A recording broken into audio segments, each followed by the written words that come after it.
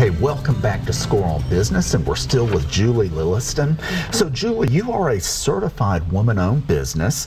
What does that mean, and why is it important for entrepreneurs? Yes, so I'm certified through WeBank, which is the Women's Business Enterprise National Council. So it's a national certifying agency that works with women to become credentialed and certified as a woman-owned business. So you have to be 51% or more woman-owned. And what that has done for me is that it has opened up a world of a network that I never would have had an opportunity to. So think of it as 14,000 women-owned businesses that I'm now exposed to and have an opportunity to form relationships with and learn from that I wouldn't have access to otherwise. A big part of being a certified woman-owned business is that, particularly through WeBank, and it's the only organization that does this, it will help work with you to get exposed to and potentially have matchmaker opportunities with Fortune 500 companies. So they have supplier diversity programs. They're looking to contract with women and minority-owned businesses, and they need to know who you are. They need to know what you offer. They need to know what your products and services are, and you need to know them. How they work, what their procurement cycles are like, how you need to get a part of their procurement system on their own portal and website. You have to register for all of those. But you need to learn the ins and outs of how all of that works. That's nice. And so that sounds like it's really good for women and women-owned businesses in B2B.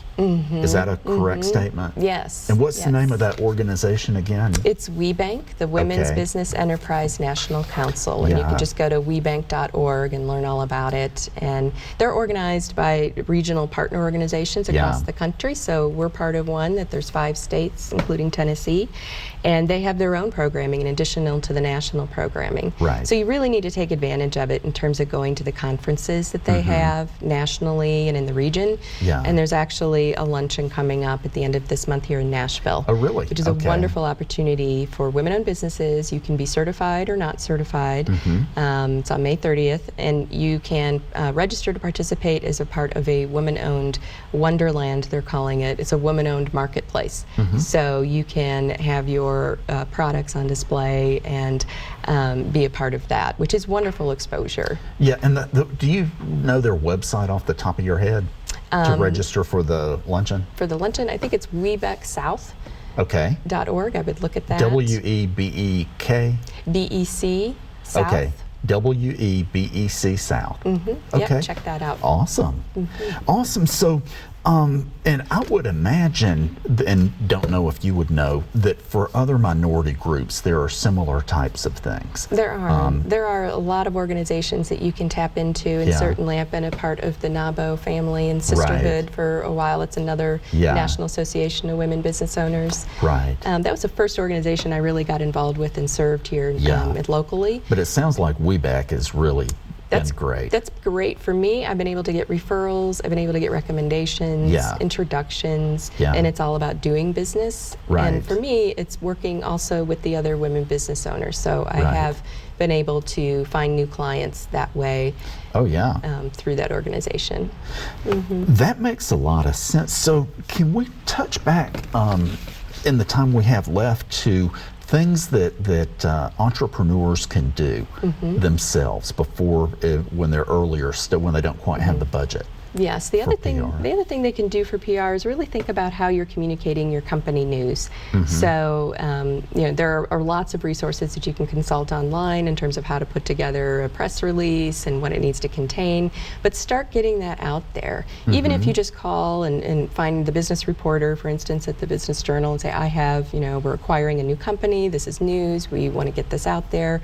And pitch it to them, and just again kind of becoming that expert resource, but looking for opportunities where you have a new product or service, you have a new personnel or strategic hire that you want to announce, there's some new technology that you're using or unveiling, milestones in your business. Those are all opportunities for news.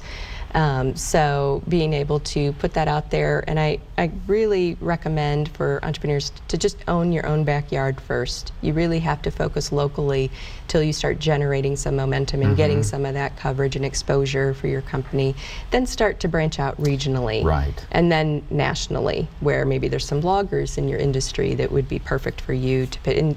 So I also have to recommend that entrepreneurs spend a lot of time reading, really reading about your industry, looking at your competitors, reading about your peers, seeing how they're covered. And there could be opportunities for you to say, to go to a reporter and mention, hey, I saw this article, I'm in this industry, you may want to consider talking to me next time, and here's why. And really focusing on the value that you can bring to them for the next time that they're writing about that particular topic. Right. And what about social media and things they can do there? You know, of course, there's, well, you know, the ones. All the platforms, all the channels. You know, I definitely recommend that they need to take a look at what channels really make the most sense for them and is going to put them in front of their buying customer, and focus on those. Because there are so many, and it may not make sense for your company to be on Facebook, but maybe Instagram is where everything is happening, and there's lots of activity. And again, you know, I think that, you know, having an integrated marketing communications plan that would include some of those social media tactics is the wise way to go. Kind of figuring out which one is going to be, or which one or ones is going to be best to reach who you're looking for. That's right.